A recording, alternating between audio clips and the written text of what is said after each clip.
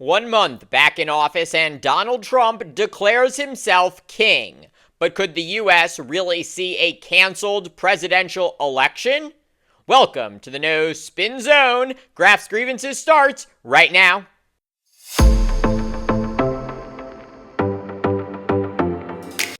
Well, that didn't take long. President Donald Trump celebrating his first month back in the Oval Office, proclaiming himself king. The unhinged statement coming in a post on his social media platform where Trump celebrated his unconstitutional effort to kill New York City's congestion pricing program.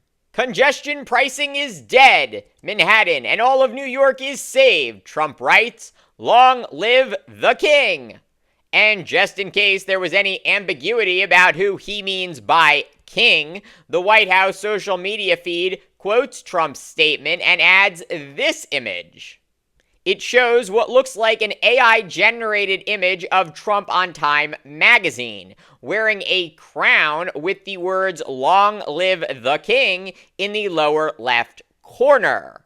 While many in the media are calling this just another example of Trump trolling the liberals, deliberately posting that he is king to upset them, having covered Trump for years now, I firmly believe we should take him seriously. Trump doesn't just see himself as king, he acts like it. In the first 30 days of his new administration, Trump signing a slew of executive orders that go far beyond what has traditionally been considered legally permissible.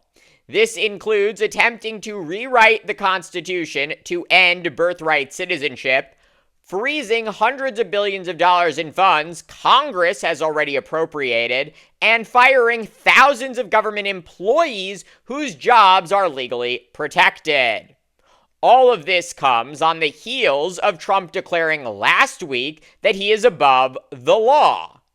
Trump posting on social media, quote, "He who saves his country does not violate any law."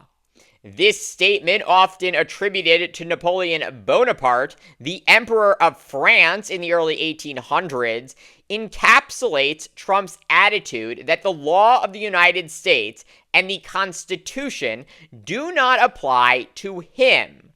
Remember, this is the same person who said more than once during the 2024 presidential campaign that if reelected, he would be a dictator on day one. Trump is serious and will do everything in his power and even things outside of his power to ensure he never leaves the White House again. In a rare moment of reflection yesterday, Trump acknowledging that had he lost in November, his life would have been a bottomless pit of misery. Because if I would have lost, my life would have been a much different life. It would have been a very nasty life. They were going after me at levels that nobody's ever seen before. Not Andrew Jackson, not Abraham Lincoln. If I lost, it would have been very, very bad. It was dangerous, actually, very dangerous in so many different ways. And I decided to do it. And I said, I have to win, because if I don't, when I spoke to a friend of mine the other night, he said, if you lost, it would have been it was actually Sean Hannity just before we did the interview last night. He said, boy, if you would have lost, you would have had a tough life. You would have had a very tough life. Trump alluding to the dozens of criminal charges he faced in 4 separate different cases, including for trying to interfere in the 2016 presidential election, attempting to overturn the 2020 election, and stealing thousands of classified documents. When Trump won in November, the Justice Department abandoning the 2 federal cases against him, under the assumption that a sitting president cannot be indicted or criminally prosecuted. Additionally, a judge in Manhattan issuing an unconditional discharge in Trump's hush money case. But here's the key. The federal cases against Trump were dismissed by special counsel Jack Smith without prejudice, meaning the cases can be filed again once Trump is no longer president. Trump knows this well, and he understands that his freedom is directly tied to his remaining president, or in his case, becoming king. And that is because the 22nd Amendment to the Constitution limits presidents to 2 terms, or just 8 years in office. Now, in his second term, Trump inching closer by the day to the end of his presidency, but not necessarily the end of his reign.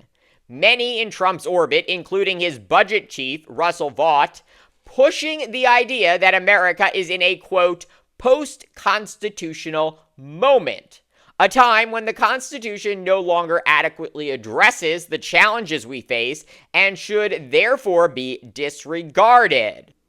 Vice President J.D. Vance seeming to endorse that idea when he posted on social media earlier this month, quote, "Judges aren't allowed to control the executive's legitimate power," which of course is precisely the role of the judiciary as laid out in the Constitution.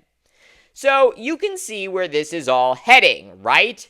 Trump and his allies, including the vice president, are working quickly to establish the idea that Trump is already king and doesn't need to follow the law.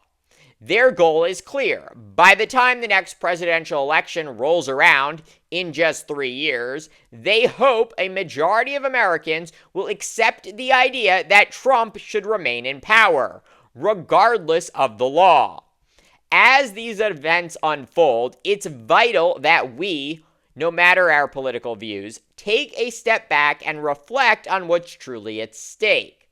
Democracy, the rule of law, and the values enshrined in our Constitution are not just abstract ideas. They are the very bedrock of what defines the United States. The question we must ask ourselves is simple. Will we let the system be manipulated, or will we stand firm in defense of the principles our country is built upon? The choice is ours. If we fail to act, I fear we will soon find ourselves at the crossroads of a new chapter in American history, one where democracy is just a memory. Thank you for watching Graf's Grievances. Let me know what you think. Please like, subscribe, share, and join me tomorrow for more.